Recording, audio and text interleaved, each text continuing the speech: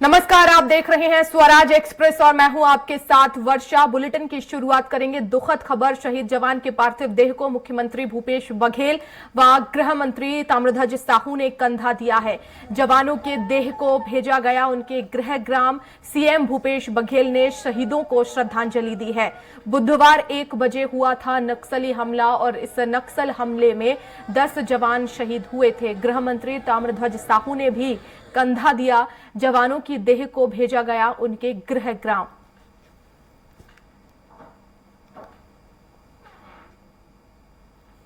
तो ये तस्वीरें आप देख रहे हैं दंतेवाड़ा। सीएम भूपेश बघेल पहुंचे और पार्थिव देह को सीएम भूपेश बघेल ने कंधा दिया। साथ ही साथ गृह मंत्री ताम्रध्वज साहू ने भी शहीदों के पार्थिव देह को जो है कंधा दिया और श्रद्धांजलि अर्पित की, उन्हें नमन किया, उनकी शहादत को याद किया। और अब जो पार्थिव देह हैं उनके गृह ग्राम भेज दिए गए हैं।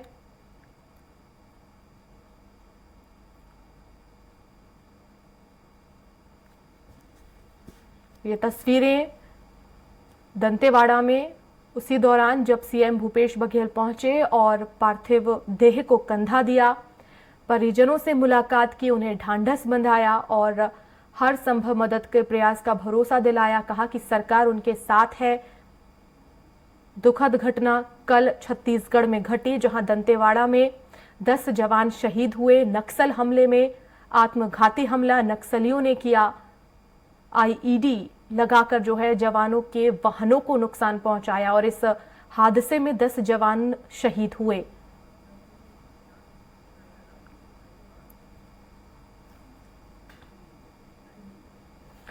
और इसी खबर पर ज्यादा जानकारी के लिए संवाददाता प्रशांत गज भी हमारे साथ लाइव जुड़ गए हैं।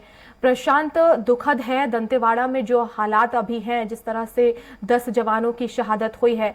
सीएम भूपेश बघेल पहुंचे, किस तरह से परिजनों को ढांढस बंधाया, क्या मदद का आश्वासन दिया गया है?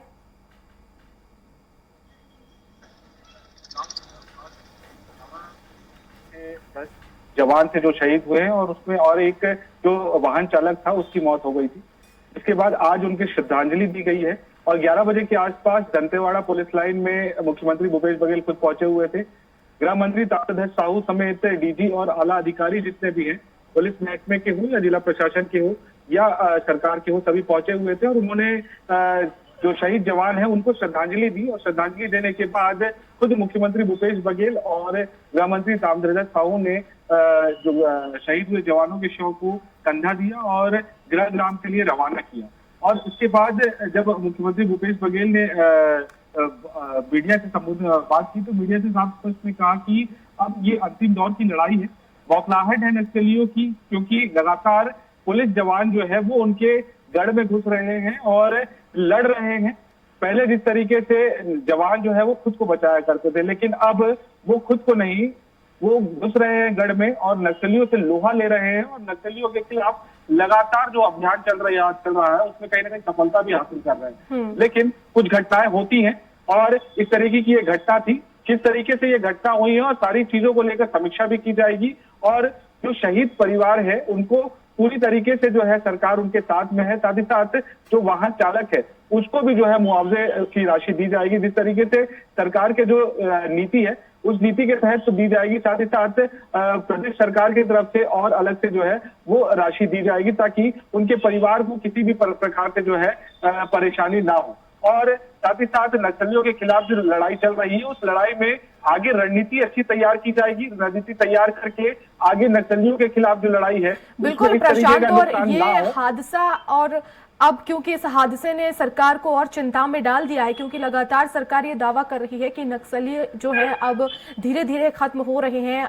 आत्मसमर्पण की नीति हो, लोन वर्राटू अभियान हो, तमाम अभियानों के माध्यम से नक्सलियों से जो है आत्मसमर्पण की बात भी कही जा रही है, उन्हें उसको लेकर राशि भी दी जाती है। लेकिन उसके बाद भी इस तरह के जो है वो हादसे सामने आ रहे हैं और चिंता सरकार को अब हो रही होगी।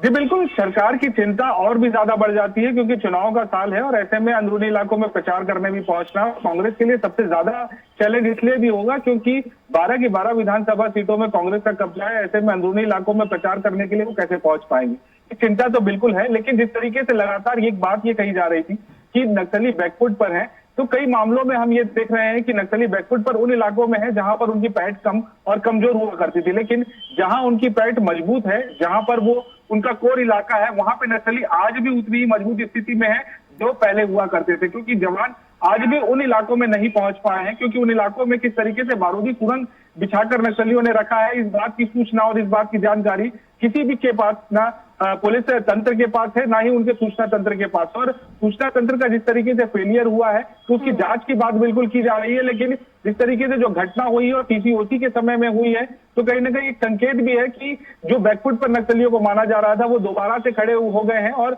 दहशत जो एक फैलाने का उनका मंसूबा होता है वो एक बार फिर उन इलाकों में दहशत फैलाने में कामयाब रहे हैं। क्योंकि सबसे अहम बात यह है वो मार्ग को जो पिछले 3 से 4 दशकों से बंद पड़ा था, उन मार्गों को खोलने के लिए लगातार कई जो है आईडी बम को वहां पे बरामद किया गया, कई जवान शहीद भी हुए, लेकिन बनने के बाद इस तरीके का बड़ा हमला किसी ने भी ये उम्मीद नहीं की थी, ना ही पुलिस तंत्र ने उम्मीद की थी, ना ही सरकार ने की थी कि उस मार्ग पे इतना बड़ा हमला नक्सली करने में सफल हो पाएंगे। लेकिन उन्होंने ये हमला करके ये अपनी मौजूदगी दिखा दी है और ये साफ स्पष्ट कर दिया है कि अंदरूनी इलाकों में बस्तर के आज भी समानांतर सरकार अगर चल रही है तो वो नक्सलियों की सरकार चल रही है और नक्सली जब चाहे तब आकर हमला भी करेंगे और नुकसान भी पहुंचाएंगे। बिल्कुल प्रशांत, लेकिन अब इस तरह के सुदूर इलाकों में किस तरह से प्रशासन और सुरक्षा बरत रहा है, क्योंकि जाहिर तौर पर लोगों की सुरक्षा भी यहाँ पर महत्वपूर्ण हो जाती है, गश्त भी करनी है, ऐसे इलाकों में पहुंचना भी है सुरक्षा बलों को, लेकिन नक्सली जो इस तरह के हमलों को अंजाम दे रहे हैं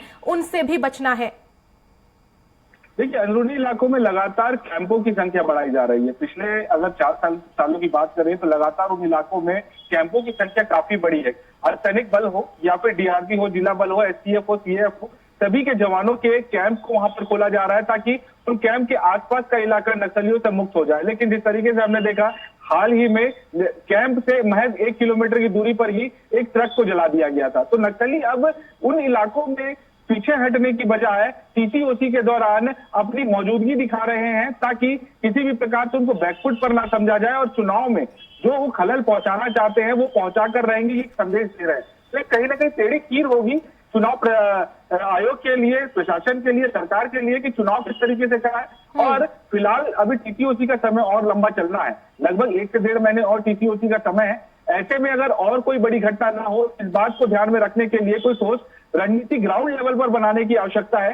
जो जवान ग्राउंड लेवल पर सर्चिंग के लिए निकलते हैं, जो ग्राउंड लेवल पर ग्रामीणों से मिलते हैं, नक्सलियों से आमना सामना होता है, उनसे बातचीत करके रणनीति बनाने की जरूरत है, ना कि एसी कमरे में बैठकर बड़े अधिकारी रणनीति तैयार करें। क्योंकि ग्राउंड पे जो हालात तैयार होते हैं वो जवान जो सर्चिंग पर निकलते हैं वो जवान जो है बेहतर तरीके से समझा सकते हैं, ना कि जो सर्चिंग पर नहीं निकलते। तो अब जरूरत है कि ग्राउंड लेवल पे खड़े होकर अब रणनीति तैयार की जाए ताकि इस तरह की घटना दुर्घटना दोबारा ना हो और नक्सली ऐसे अपने कायराना करतूतों को अंजाम दोबारा ना दे सके। बिल्कुल, बहुत शुक्रिया प्रशांत तमाम जानकारी के लिए।